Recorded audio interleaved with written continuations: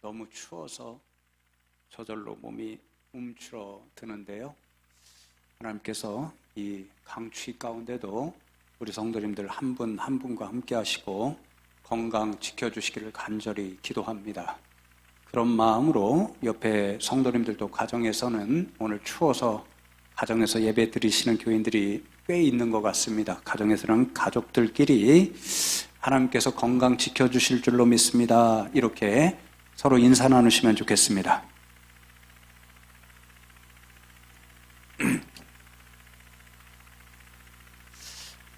오늘 이사야 본문 말씀을 읽고 묵상하면서 두 가지가 생각이 났습니다.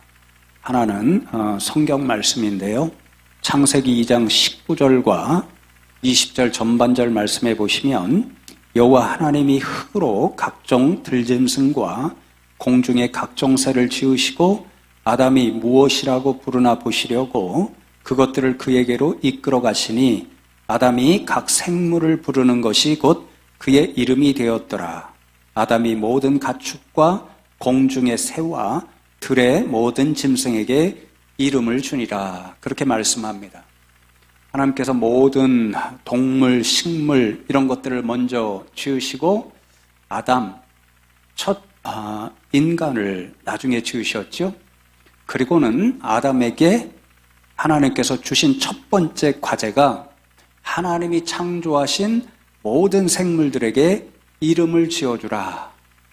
그것이었습니다. 왜 하나님께서 첫 인간이었던 아담에게 첫 사명, 첫 과제로 하나님이 지어놓으신 모든 생물들에게 이름을 지어주라. 그렇게 말씀하셨던 것일까요?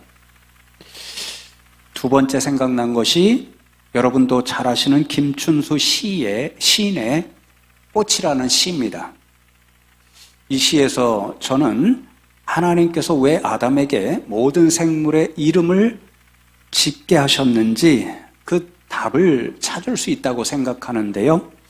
다 아시는 시이지만 제가 읽어드리려고 합니다. 내가 그의 이름을 불러주기 전에는 그는 다만 하나의 몸짓에 지나지 않았다. 내가 그의 이름을 불러주었을 때 그는 나에게로 와서 꽃이 되었다. 내가 그의 이름을 불러준 것처럼 나의 이 빛깔과 향기에 알맞은 누가 나의 이름을 불러다오. 그에게로 가서 나도 그의 꽃이 되고 싶다. 우리들은 모두 무엇이 되고 싶다. 너는 나에게, 나는 너에게 잊혀지지 않는 하나의 눈짓이 되고 싶다. 학창 시절을 기억해 보면요, 주변에 친구들이 이 시를 가지고 연애할 때 편지로 보내는 것을 종종 기억합니다. 그토록 아름다운 시비 중에 하나이죠. 시인은 허무한 몸짓, 아무런 의미도 없던 어떤 대상의 이름을 불러주었을 때 그 대상이 자신에게 와서 꽃처럼 아름다운 존재가 되었다. 이렇게 노래합니다. 이름을 불러주는 것이 매개가 되어서 전혀 관계없던 존재가 꽃과 같이 예쁘고 의미 있는 존재가 되었다. 이런 노랫말인 거죠. 그러니까 이름을 부른다는 것이 왜 중요한가? 이름을 부름으로써 친밀한 관계를 맺는 일이 시작되어 있기 때문에 그렇습니다. 우리도 만나게 되면 가장 먼저 서로에게 묻고 소개하는 것이 이름이잖아요. 그렇게 이름을 알고 이름을 불러주면서 어떤 대상과 의미 있는 관계 맺음이 시작됩니다. 그래서 어느 해설가가 김춘수 시인의 이 꽃에 짧은 해설을 붙인 그런 것을 읽었는데요. 그 해설 중에 이렇게 적어 놓았습니다. 그가 너로 되기. 전혀 상관없는 그가 나에게 의미 있는 너가 되는 거죠. 나와 너로 그래서 관계 맺기. 서로에게 무엇, 의미 있는 어떤 존재가 되기. 그것이 곧 이름을 불러준다는 것. 이렇게 적었습니다. 저는 하나님께서 아담에게 자신이 지어놓으신 모든 생물들을 인도하셔서 이름을 지어주라 하신 까닭이 여기에 있다. 그렇게 깨닫게 되었습니다. 아담이 이름을 짓고 불러줌으로써 지금까지는 자신에게 그냥 보이는 존재였고 어떤 특별한 의미가 없는 그런 존재들이었지만 자신이 직접 이름을 짓고 불러줌으로써 하나님이 지어놓으신 모든 창조물들, 피조물들과 특별한 관계가 된 거죠. 그래서 하나님이 주신 사명이 뭐였죠? 하나님이 지어놓으신 모든 만물을 잘 돌보라는 그런 명령을 주셨잖아요. 아담이 하나님이 지어놓으신 모든 생물들에게 이름을 짓고 불러줌으로써 하나님이 주신 그 명령을 수행하는 첫 번째 과제가 되는 거죠. 사실은요, 이 자리에 계신 성도님들 아무도 기억하시지 못하리라 그렇게 생각하는데요. 제가 우리 교회에 와서 첫 번째 설교했을 때의 본문이 조금 전에 읽어드렸던 창세기 2장의 말씀이었고, 그때 김추수 시인의 꽃도 읽어드렸습니다. 하나님께서 사람에게 주신 최초의 과제, 사명이 이름을 지어주고 불러줌으로써 하나님이 지어놓으신 모든 피조물들과 친밀한 관계를 맺게 하셨듯이 저와 여러분 하나님의 자녀로서 서로의 이름을 정답게 불러줌으로써 하나님 원하시는 정답고 사랑스러운 관계를 맺어가자. 그 말씀을 전해드린 기억이 아직도 있고, 그때 저녁 예배 때 설교했기 때문에 예배 전에 4층에서 우리 오 권사님이 끓여준 해물탕을 김 교수님과 먹었던 기억도 생생합니다. 오늘 본문 말씀을 읽으면서 이런 일들이 생각난 이유가 있습니다. 오늘 본문 말씀에서도 유사하게 하나님께서 이름 짓는 일을 통해서 하나님이 들려주시고자 하는 말씀을 믿음의 백성들에게 들려주시고 계시기 때문입니다.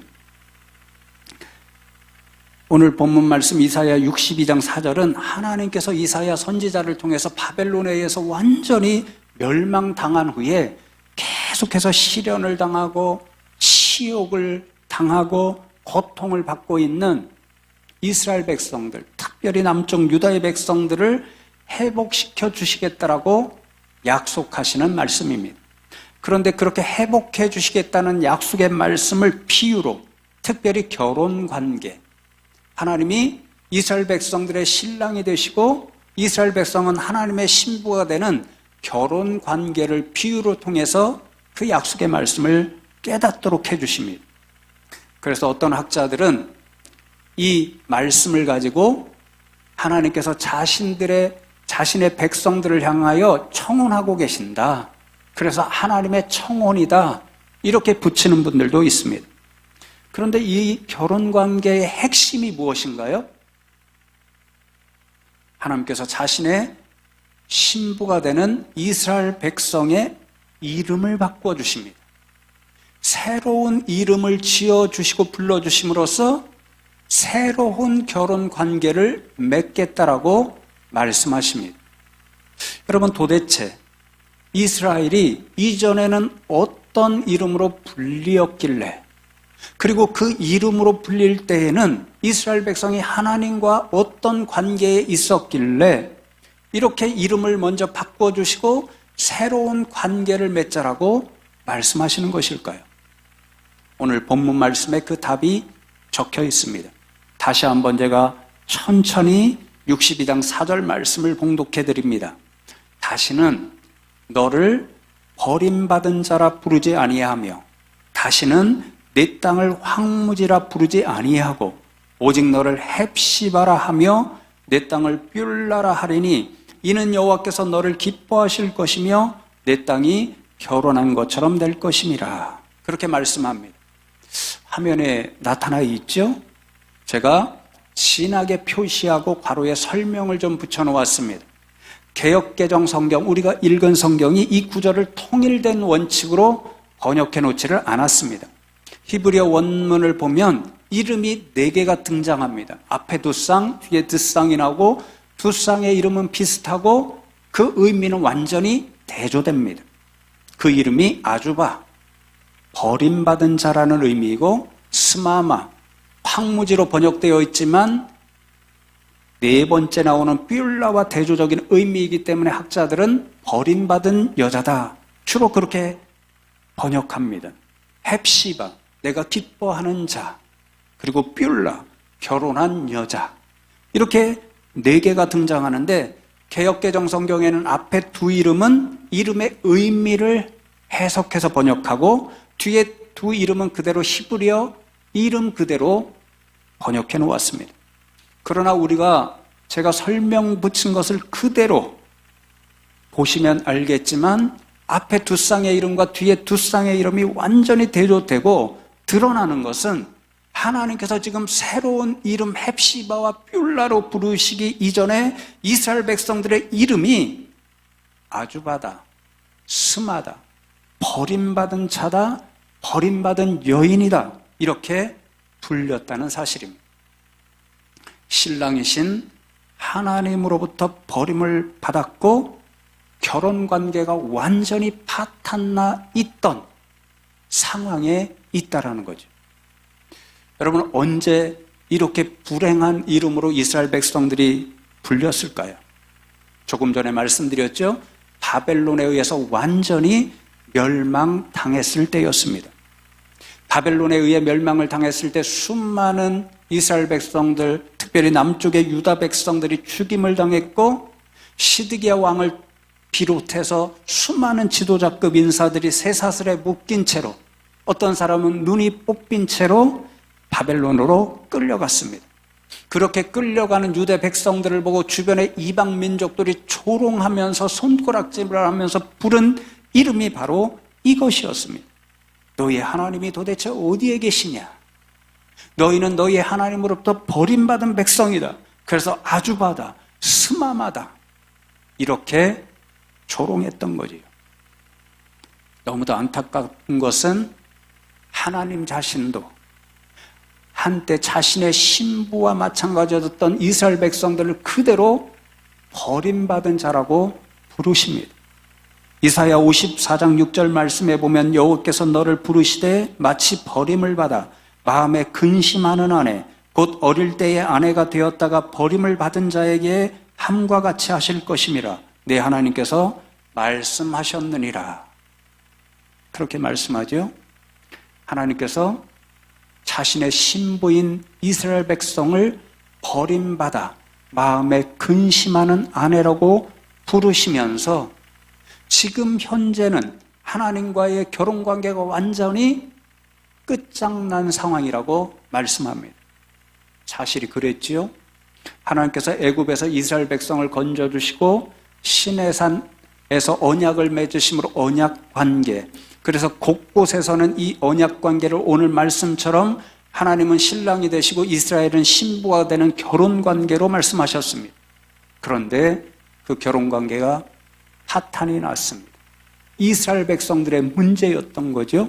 이스라엘 백성들이 신랑 되시는 하나님을 배신했습니다. 신랑이신 하나님을 떠나서 바알, 아세라, 우상을 신랑으로 여기는 영적 간음의 죄를 범했습니다. 하나님께서 수많은 선지자들을 보내셔서 돌아오라, 영적 간음의 죄를 회개하고 내게로 돌아오라, 내가 참 신랑이다, 그렇게 말씀하셨지만 듣지 않았습니다. 하나님께서 그 완고한 자신의 한때 사랑했던 신부인 이스라엘을 그래서 버리셨고 결혼관계를 끝내셨습니다. 그 결과가 무엇이었나요? 완전히 멸망당하는 일이었습니다. 북쪽 이스라엘은 아수르에 의해서 멸망을 당했고 지금 남쪽 유다의 백성들은 바벨론에 의해서 완전히 멸망당했습니다. 그 이후로 말할 수 없는, 견딜 수 없는 치욕, 고통, 그것을 받으며 마치 땅 끝에 서 있는 그런 삶을 살아야 했습니다. 그런데 성도 여러분, 많은 구약 성서학자들은 오늘 본문 말씀, 사실 제가 이사야 말씀을 전해드릴 때 몇 차례 말씀드렸잖아요. 1장부터 39장까지의 말씀을 제1 이사야다. 바벨론에 의해 멸망당하기 직전에 있는 영적 간음의 죄를 범하고 있는 이스라엘 백성들에게 하나님께서 경고와 심판의 음성을 들려주시는 말씀입니다. 40장부터 55장은 하나님의 말씀을 듣지 않고 끝까지 죄의 길로 달려갔던 이스라엘 백성들이 바벨론에 의해서 멸망당하고 포로로 붙잡혀가서 하루하루 눈물로 살아가고 있는데 그들에게 회복과 구원의 약속을 주시는 말씀이 제2 이사야 40장부터 55장까지의 말씀입니다. 오늘 본문이 들어가 있는 56장부터 66장은 하나님께서 약속하신 구원의 일이 이루어집니다. 그래서 예루살렘에 돌아와 있는 포로로 붙잡혀갔던 그들에게 주시는 미래에 대한 비전의 말씀입니다. 이 말씀이 학자들은 기원전 538년으로부터 520년 사이에 기록되었을 것이라고 이야기합니다. 이때 어떤 일들이 일어났냐면요, 조금 전에 말씀드린 것처럼 바벨론에 의해 유대 땅이 멸망당한 것은 기원전 586년경이었습니다. 그리고 기원전 538년경에 바사왕, 페르시아 왕 고레스가 그 바벨론을 정복합니다. 그리고 조서를 내리지요. 하나님께서 말씀하셨던 대로 바벨론의 포로로 붙잡혀와 있던 유다 백성들을 예루살렘으로 돌아올려 보내면서 가장 먼저 가서 무너진 너희가 믿는 하나님, 그분의 집 예루살렘 성전을 재건하라, 그렇게 명령합니다. 감격으로 그 말씀을 받습니다. 매일같이 눈물로 하루하루를 살며 고국 땅을 그리워하던 그들이 드디어 하나님께서 우리에게 약속하신 대로 우리를 돌려보내시는가 보다. 이사야 선지자와 수많은 예언자를 통해서 들려주신 말씀을 우리를 위해서 성취하시는구나.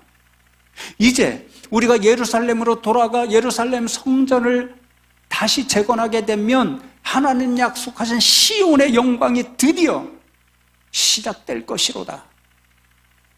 이런 기대, 부푼 소망, 희망을 가지고 예루살렘으로 돌아옵니다. 그리고 하나님 주신 말씀대로 예루살렘 무너진 성전을 재건하기 시작합니다. 그러나 에스라 말씀을 통해서 우리가 너무도 잘 알고 있는 것처럼 그 일이 곧 중단된 채로 끝나버립니다. 사마리아 사람들이 우리도 같이 짓자. 그런데 그것은 하나님의 말씀이 아니다. 우리 유대 사람들이 지어야 한다. 그러니까 사마리아 사람들이 온갖 수단을 다 동원해서 방해하기 시작하죠. 고레스 왕을 이어서 아수에로 왕, 아닥사스다 왕이 페르시아 왕이 됩니다. 거짓 공문을 보내지요. 이렇게 예루살렘 성전을 짓도록 놔버려 두시면 결국 유다 사람들이 당신을 배신하게 될 것입니다. 그렇게 조서를 보내서 이제 성전 재건하는 일을 중단하라, 그렇게 명령이 내려옵니다. 밖에서 말씀을 보면 설상가상으로 그 땅에 계속해서 흉년이 듭니다. 날마다 어떻게 먹고 입고 살까, 그것을 걱정하면서 살아야 되니 하나님의 성전을 다시 재건하는 일 엄두도 낼 수가 없었습니다.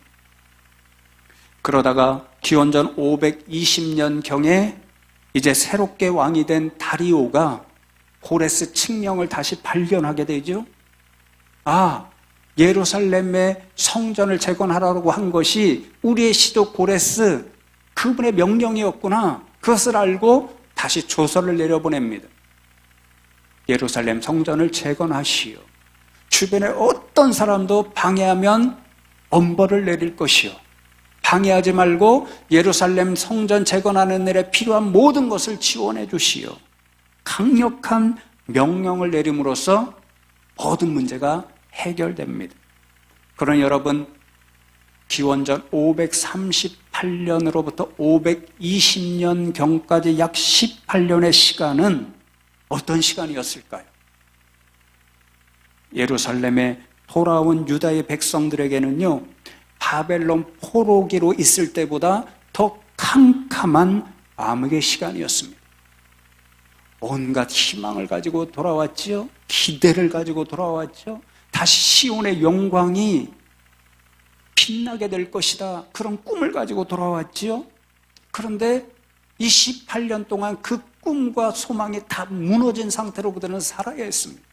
희망을 품었는데 그 희망이 무너지고 절망으로 바뀌는 것은요, 얼마나 고통스러운 일인지 모릅니다. 정말 땅끝에 서서 하루하루를 살아가는 심정이었습니다. 그들의 절망이 얼마나 깊었던가. 이사야 64장 9절로 12절까지에 이렇게 적혀 있습니다. 여호와여, 너무 분노하지 마시오며 죄악을 영원히 기억하지 마시옵소서. 구하오니 보시옵소서. 보시옵소서. 우리는 다 주의 백성이니이다. 주의 거룩한 성읍들이 광야가 되었으며 시온이 광야가 되었으며 예루살렘이 황폐하였나이다. 우리 조상들이 주를 찬송하던 우리의 거룩하고 아름다운 성전이 불에 탔으며 우리가 즐거워하던 곳이 다 황폐하였나이다. 여호와여, 일이 이러하거늘 주께서 아직도 가만히 계시려 하시나이까? 주께서 아직도 잠잠하시고 우리에게 심한 괴로움을 받게 하시려나이까? 예루살렘의 기대와 희망을 가득 안고 가슴이 뜨거워서 돌아왔습니다. 예루살렘 성전을 재건하면 하나님께서 약속하신 모든 것들이 이루어져서 시온의 영광이 만방에 알려지실 것이라고 생각했습니다. 그런데 처음부터 그 일이 좌절되었습니다. 좌절된 그 자리에서 사방을 둘러보니 무너지고 불탄 하나님의 성전 예루살렘 성전이 그대로입니다. 무너진 예루살렘 성벽도 그대로입니다. 바벨론 사람들이 완전히 짓밟아버린 고국 땅, 사랑하는 그 땅도 그대로 황폐하게 된 채로 남아 있습니다. 그 무너진 성전과 성벽과 고국 땅을 바라보면서 하나님 앞에 이스라엘 백성들이 어떤 생각을 품게 되냐면요, 하나님께서 바벨론 포로로부터 우리를 돌아오게 하셨음에도 불구하고 여전히 우리를 향하여 분노하고 계시는가 보다. 바벨론에 의해서 멸망하기 당하기 직전에 영적 간음의 죄, 그 죄 때문에 하나님께서 우리를 아직도 이렇게 버려두시는가 보다. 그 생각, 그 절망감에 사로잡혔습니다.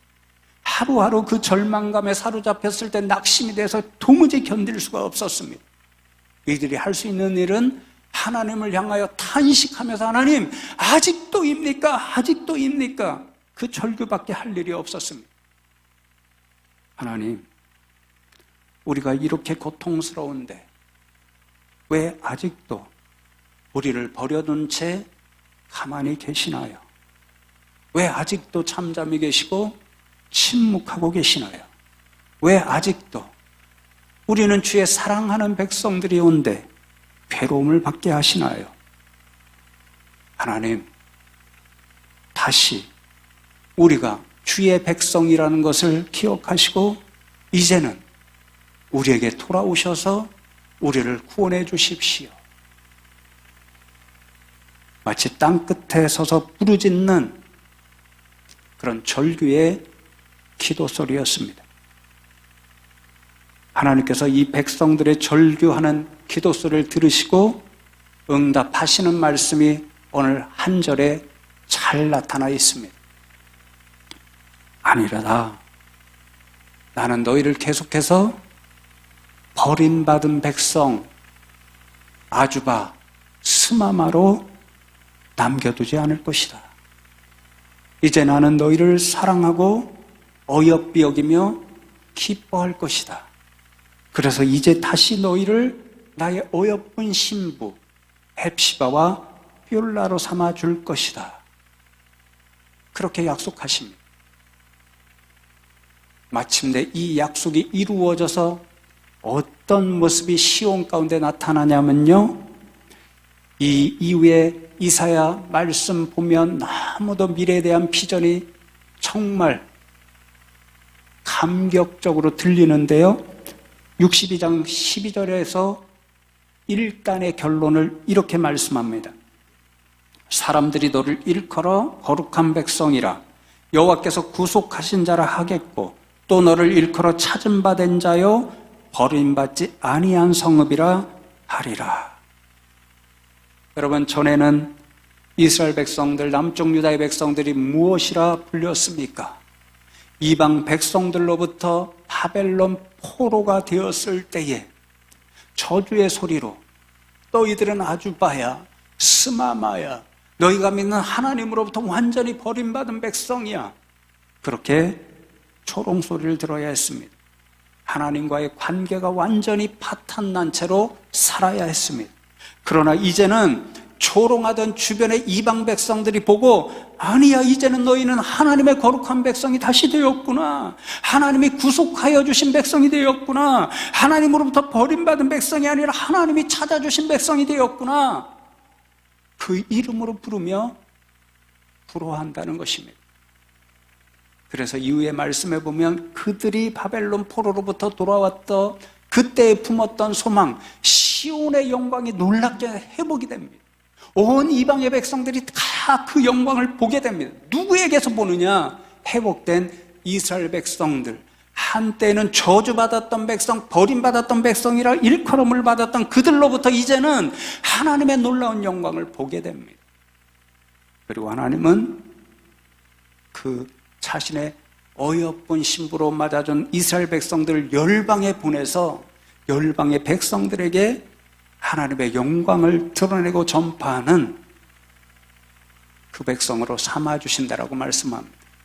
절망이 기쁨으로 바뀌는 거죠. 탄식이 환희로 바뀌는 거죠. 그래서 이어지는 모든 말씀에 보면 핵심이요, 기쁨입니다. 기쁨. 사랑하는 성도 여러분, 이 말씀을 준비하면서 저는 계속해서 눈물이 났고, 일부 예배 영상을 보시면 알겠지만 계속해서 눈물이 나서 설교를 제대로 하지를 못했습니다. 지금도 계속해서 자제합니다. 왜 그랬냐면요, 끊임없이 이스라엘 백성들이 하나님 앞에 절규하며 부르짖던 소리, 아직도라는 그 절규의 기도 소리가 제 마음에서 계속 울리고 제 머리에서 떠나지 않았기 때문입니다. 왜일까요? 그들의 절규가 바로 오늘 이 시대를 살아가는 우리의 절규처럼 느껴졌기 때문입니다.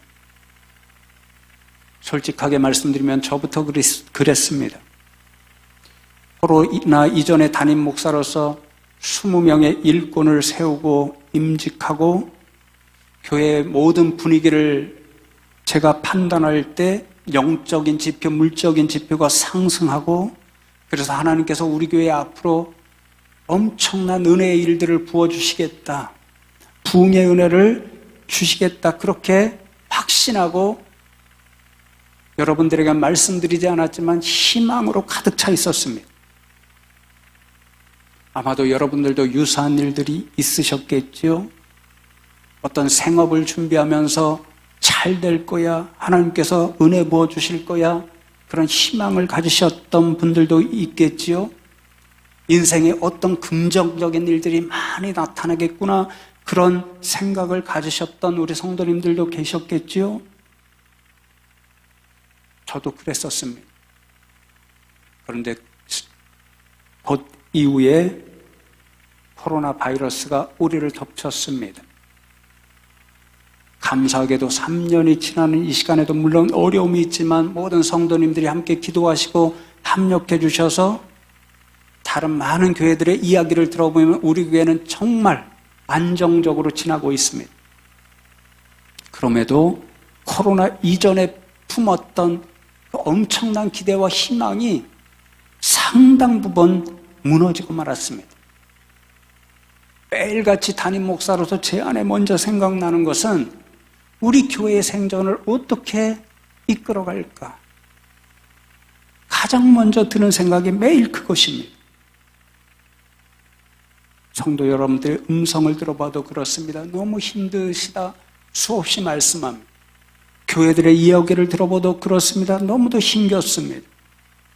이 상황을 생각하면서 저도 그렇고요. 성도 여러분들의 이야기를 들어서도 그렇고요. 주변의 교회들의 이야기를 들어서도 그렇고요.